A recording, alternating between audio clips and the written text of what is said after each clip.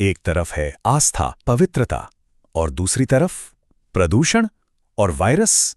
यही है गंगा का अनोखा विरोधाभास, हमारे समय की सबसे दिलचस्प वैज्ञानिक पहेलियों में से एक, जहां यकीन, गंदगी और एक अनदेखा रक्षक सब एक साथ मिलते हैं। सोचिए, ये कैसे मुमकिन है? एक नदी जो इतनी ज्यादा प्रदूषित है कि उसे बीमारियां फैलानी चाहिए, उसी के अंदर बीमारियों का चमत्कारी इलाज कैसे छिपा हो सकता है? ये एक ऐसा सवाल है जिसने 1 सदी से भी ज्यादा वक्त से वैज्ञानिकों को उलझा रखा है, और इसका जवाब हमें सीधे गंगा के रहस्यमयी गंदे पानी की गहराइयों में ले जाता है। यहाँ 2 बिल्कुल अलग हकीकतें एक साथ बहती हैं। एक तरफ पवित्र माँ गंगा, एक देवी जो करोड़ों लोगों के लिए पाप धोने का जरिया है, और दूसरी तरफ कड़वी वैज्ञानिक सच्चाई। ये दुनिया के सबसे प्रदूषित जल मार्गों में से एक है। इससे बड़ा विरोधाभास शायद ही कहीं और देखने को मिले। तो इस पहेली को सुलझाने के लिए हमें वक्त में थोड़ा पीछे जाना होगा, उस दौर में जब पहली बार इस नदी के गुप्त शक्ति के कुछ वैज्ञानिक सुराग हाथ लगे थे। साल था 1896। मिलिए अर्नेस्ट हैंकिन से, भारत में काम कर रहे एक ब्रिटिश बैक्टीरियोलॉजिस्ट। उस वक्त हैजा की महामारी फैली हुई थी, और उसी बीच उन्होंने कुछ ऐसा देखा जिस पर यकीन करना मुश्किल था। कुछ ऐसा जो उस समय के विज्ञान के हर नियम को चुनौती दे रहा था। और ये रहा वो सबूत जो उन्हें मिला। गंगा का कच्चा पानी जैसा का तैसा जानलेवा हैजा के बैक्टीरिया को 3 घंटे से भी कम में पूरी तरह खत्म कर देता था।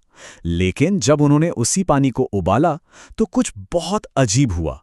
नदी का वो गुप्त हथियार जैसे नष्ट हो गया, और बैक्टीरिया तेजी से बढ़ने लगे। और यहीं से कहानी सच में बहुत अजीब हो जाती है। जब हैंकिन ने पानी को एक सील बंद ट्यूब में गर्म किया ताकि कुछ भी भाप बनकर बाहर ना निकल सके, तो उसकी बैक्टीरिया मारने की शक्ति वापस आ गई। इसका कोई मतलब नहीं बनता था। ये उस समय की सारी समझ के परे था। ये एक ऐसी वैज्ञानिक पहेली थी जो दशकों तक अनसुलझी रहने वाली थी। फिर जवाब आया। एक दूसरे वैज्ञानिक फेलिक्स डी हेरल ने इन बैक्टीरिया के हथियारों की खोज की और उन्हें नाम दिया बैक्टीरियोफेज। लेकिन तभी कहानी ने एक बड़ा मोड़ लिया। अलेक्जेंडर फ्लेमिंग ने पेनिसिलिन की खोज कर ली। एंटीबायोटिक्स का दौर शुरू हुआ, और ये अविश्वसनीय खोज फेज थेरेपी बस भुला दी गई। पश्चिम में तो ये लगभग 70 सालों के लिए इतिहास के पन्नों में ही खो गई। ये सोचना कितना हैरान करने वाला है ना, कि इतनी जरूरी खोज इतिहास में गुम हो सकती थी। अगर विज्ञान के ये भूले बिसरे अध्याय आपको भी अपनी ओर खींचते हैं, तो ये सब्सक्राइब करने का एक अच्छा मौका है, ताकि हमारी आने वाली कोई भी खोज आपसे छूट ना जाए। तो चलिए अब इतिहास के इस रहस्य से आगे बढ़कर उस अदृश्य शक्ति के वैज्ञानिक खुलासे की ओर चलते हैं जो इस नदी के अंदर काम कर रही है। तो पता चला कि इस कहानी का हीरो गंगा में मौजूद वो अदृश्य शिकारी कोई दवा नहीं थी, वो एक वायरस था, और सही कहें तो एक बैक्टीरियोफेज, जिसका मतलब ही है बैक्टीरिया को खाने वाला। ये प्रकृति का अपना माइक्रोस्कोपिक शिकारी ड्रोन है, और इसके हमला करने का तरीका बिल्कुल किसी साइंस फिक्शन फिल्म जैसा है। ये एक लूनर लैंडर की तरह बैक्टीरिया सेल पर लैंड करता है, फिर एक सुई की तरह ये अपना डीएनए अंदर इंजेक्ट कर देता है और सेल की पूरी मशीनरी को हाईजैक कर लेता है। ये उस बेचारे बैक्टीरिया को मजबूर कर देता है कि वो अपने लिए नहीं बल्कि सैकड़ों नए फेज बनाए, और अंत में सेल फट जाता है और शिकारियों की एक पूरी फौज इस प्रक्रिया को दोहराने के लिए बाहर निकल पड़ती है। हाल की रिसर्च ने यह खुलासा किया है कि गंगा की असली ताकत उसकी तलछट में छिपी है। ये सिर्फ कीचड़ नहीं है, ये एक जीती जागती सेडिमेंट बैटरी है, एक विशाल भंडार जिसमें खरबों की संख्या में ये बैक्टीरियोफेज हैं जो बस सही मौके का इंतजार कर रहे हैं। अब हम फेज के इस विज्ञान को आज की दुनिया के एक बहुत बड़े संकट से जोड़ते हैं। ये आंकड़ा दिल दहला देने वाला है। 1 करोड़।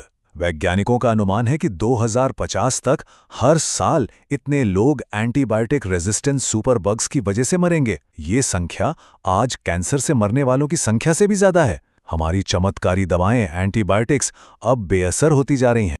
लेकिन इस बढ़ते खतरे के सामने जरा गंगा से निकाले गए सिर्फ एक फेज की ताकत देखिए। लैब टेस्ट में एक जानलेवा सुपरबग के खिलाफ इसने बैक्टीरिया की आबादी को 99.999999% तक कम कर दिया। आसान भाषा में कहें तो ये लगभग पूरी तरह से सफाया है। तो गंगा इतनी खास क्यों है? असल में ये कुदरत का एक परफेक्ट स्टॉर्म है। हिमालय से पिघलती बर्फ नदी में प्राचीन वायरस लाती है। तेज बहाव पानी को ऑक्सीजन से भर देता है और नदी की तलछट इन छोटे छोटे शिकारियों के लिए एक विशाल और सुरक्षित लाइब्रेरी का काम करती है। और यहीं हम कहानी के आखिरी और सबसे दुखद विरोधाभास पर आते हैं। ये कुदरती रक्षा प्रणाली, इलाजों का ये अनमोल खजाना हमारे अपने ही प्रदूषण की वजह से खतरे में है। भारी धातुएं और केमिकल कचरा इन फेजों को मार सकता है, और वो भी ठीक उस वक्त जब हमें इनकी सबसे ज्यादा जरूरत पड़ने वाली है। तो ये हमें एक बहुत ज़रूरी सवाल के साथ छोड़ जाता है। जिस नदी को हम पूजते भी हैं और प्रदूषित भी करते हैं, उसी में शायद इंसानियत को भविष्य की महामारियों से बचाने की चाबी छिपी है। सवाल यह है कि क्या हम किताबें पढ़ना सीखने से पहले ही इस जीती जागती लाइब्रेरी को नष्ट कर रहे हैं?